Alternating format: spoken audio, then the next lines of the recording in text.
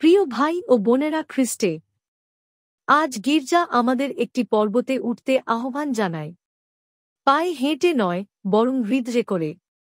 আমরা একসাথে যাত্রা করি, পিতর, যাকব ও যোহনের মতো, এই আশায় যে আমরা যিশুকে দেখতে পাব, যেমন তিনি সত্যিই আছেন, তেমনটি নট যেমন দুনিয়া তাকে দেখে। সেই পর্বতের উপরে সাধারণতা গৌরবের দ্বারা পূর্ণ হয়ে যায়। খ্রিস্টের মানবতা দীপ্তি ছড়ায়, ঈশ্বরীয় আলোয় ঝলমল করে। প্রেরিতরা যা দেখেছিলেন, সেই এক মুহূর্তের জন্য, তা ছিল স্বর্গের এক ঝলক যা পৃথিবীতে নেমে এসেছিল। আমরা আজকাল এক বিশৃঙ্খল সময়ে বাস করছি। খুব বেশি কণ্ঠস্বর, খুব বেশি বিকল্প আর খুব বেশি অন্ধকার। কিন্তু রূপান্তরণ, ট্রান্সফিগারেশন এর এই পর্ব এই কুয়াশা ছেদ করে। এটি আমাদের সবচেয়ে গুরুত্বপূর্ণ প্রশ্নগুলির দিকে ফিরিয়ে নিয়ে যায়। যিশুকে ভোগান্তির পরে কি অপেক্ষা করছে? একজন শিষ্য হিসাবে রূপান্তরিত হওয়ার অর্থ কি? শুধু তথ্য জানাই নয়, পরিবর্তিত হওয়া। চলুন পবিত্র পাঠ থেকে শুনি। প্রথমে দানিয়েলের দর্শন। মানবপুত্র মেঘের সঙ্গে আগমন করছেন। এটি কোনো রূপকথা নয়, কোনো দর্শনতত্ত্ব নয়। এটি চিরন্তন রাজা যিনি যিশুর মাধ্যমে প্রকাশিত হয়েছেন। পর্বতের ওপরে সেই প্রাচীন ভবিষ্যদ্বাণী পূর্ণ হয়। পিতর পরে শপথ করে বলেন, এটি কোনো গাঁথা নয়। আমি নিজ চোখে দেখেছি, আমি শুনেছি, আমি পরিবর্তিত হয়েছি। বন্ধুগণ, যখন কেউ সত্যিকার অর্থে জীবন্ত ঈশ্বরের সাক্ষাৎ পায়, সেটা বোঝা যায়। পৃথিবীর সমস্ত গল্প যা দিতে পারে না, এক মুহূর্তের আসল সাক্ষাৎ তা দিতে পারে। কি অসাধারণ সত্য! দস্তয়েভস্কি তাঁর মহৎ উপন্যাস দ্য ব্রাদার্স কারামাজভ এই তরুণ অ্যালিউশার গল্প বলেন। তার প্রিয় গুরু মারা যাওয়ার পর, গভীর শোকে ডুবে যাওয়া সেই যুবক গুরুজির কবরের পাশে এক নিঃশব্দ মুহূর্তে ঈশ্বরীয় আলো ও শান্তির স্পর্শ পায়।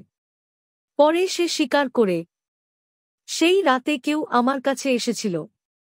আমরা সেই অনুভব জানি। যদি আত্মা একবার ঈশ্বরীয় আলোয় স্পর্শ পায়, সে আর আগের মতো থাকে না। এখন চলুন সুসমাচারে ফিরে আসি। যিশু পর্বতে উঠলেন কেন? প্রার্থনা করার জন্য।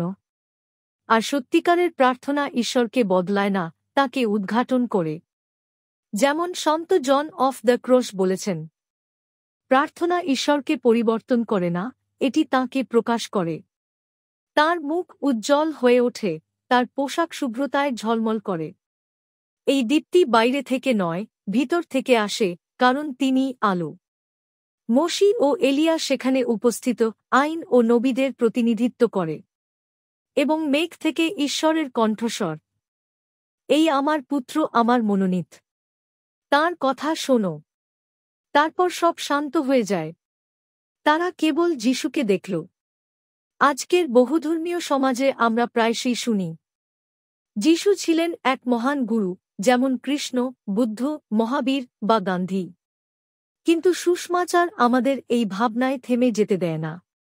যেমন পিতর 3টি তম্বু বানাতে চেয়েছিলেন, সব মহাপুরুষকে সমান করে দেখাতে, তেমনি ঈশ্বর বললেন, তাঁর কথা শোনো। মেঘ সরে গেলে শুধু যিশুই রইলেন। তিনিই একমাত্র। তিনিই পথ, শুধু পথ প্রদর্শক নন। তিনিই সত্য, শুধু একজন জ্ঞানবান নন। তিনিই আলো, শুধু আলোকিত নন। এখন আমি আপনাদের ভারতের এক দীপ্তিময় সাক্ষীর গল্প বলি। সিস্টার রানী মারিয়া মধ্যপ্রদেশে দরিদ্রদের সেবা করতেন। একদিন একজন ভাড়াটে খুনি তাঁকে 50 বারেরও বেশি ছুরি মারে, শুধু এই জন্য যে তিনি গরিবদের ভালোবাসতেন। মৃত্যুর আগেও তিনি সেই ঘাতককে ক্ষমা করেন। পরবর্তীতে তাঁর পরিবারও সেই ঘাতককে ক্ষমা করে তাকে ভাই বলে গ্রহণ করে। এটা পরাজয় নয়, এটাই রূপান্তরণ, ট্রান্সফিগারেশন। তিনি শুধু যিশুর উপর বিশ্বাস করেননি, তাঁর কথা শুনেছিলেন। এই জন্যই তিনি এমন আলোতে ঝলমল করলেন যা এই জগৎ নিভিয়ে ফেলতে পারে না। সাহিত্যে এর প্রতিচ্ছবি আছে। Gandalf the lord of the rings অন্ধকারে পড়ে গিয়ে আবার উঠে আসেন, সাদা গ্যান্ডালফ হিসেবে রূপান্তরিত। অথবা জব হালজা লে মিজারাবলো একটি করুণার ঘটনার দ্বারা চিরতরে বদলে যান, এবং অন্যদের জন্য আলো হয়ে ওঠেন। এই সবই একমাত্র সত্য আলো, খ্রিস্টের প্রতিধ্বনি। অনেকেই বলেন, যিশু, হ্যাঁ, কিন্তু গির্জা নয়। তবে মনে রাখবেন, গির্জা স্থির নয়, জীবন্ত, চলমান অভিযাত্রী।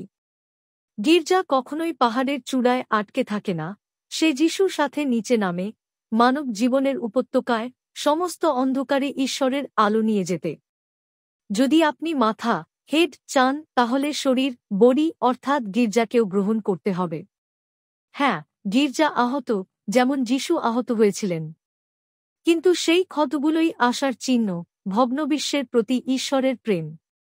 গির্জা হল সেই স্থান যেখানে সাক্ষাৎকার, বাক্য এবং ইউক্রিস্ট পাওয়া যায়, যেখানে যিশুর গৌরব আজও গোপনে বিরাজ করে, শুধু কিছুর জন্য নয়, সবার জন্য।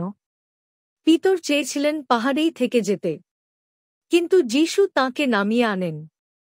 রূপান্তরণ ছিল না কোনো পালানোর মুহূর্ত, বরং যাত্রার শক্তি।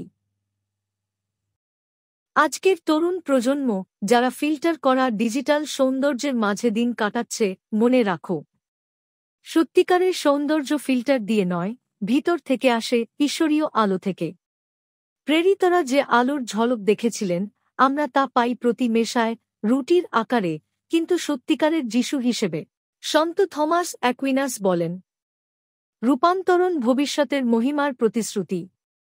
প্রতিটি মেশা হল এক ক্ষুদ্র পর্বত, আমরা উঠি, দেখি, আর তারপর পাঠানো হই। তাই আমি হৃদয় থেকে বলি, এই হাজারো কণ্ঠস্বরের দুনিয়ায় তার কথা শোনো।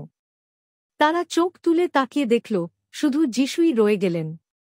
মথি 17 আগস্ট।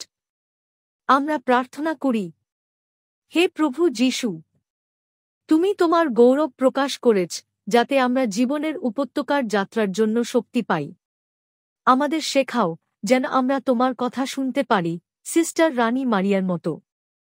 তোমার গির্জাকে ভালোবাসতে শেখাও, কারণ তুমি একে তোমার নিজস্ব বলো। এই গির্জা যে কখনো পাহাড়ে থেমে থাকে না, বরং তোমার আলো নিয়ে সকলের কাছে যায়। আর যখন সমস্ত শব্দ থেমে যাবে, আমরা যেন শুধু তোমাকেই দেখি আর বুঝতে পারি, তাতেই আমাদের সব পূর্ণ। আমেন। এই দিনে যিশু যেন আপনাকে রূপান্তরিত করেন, প্রিয়জন। এবং যেখানেই আপনি অন্ধকারে হাঁটেন, তার আলো নিয়ে হাঁটুন।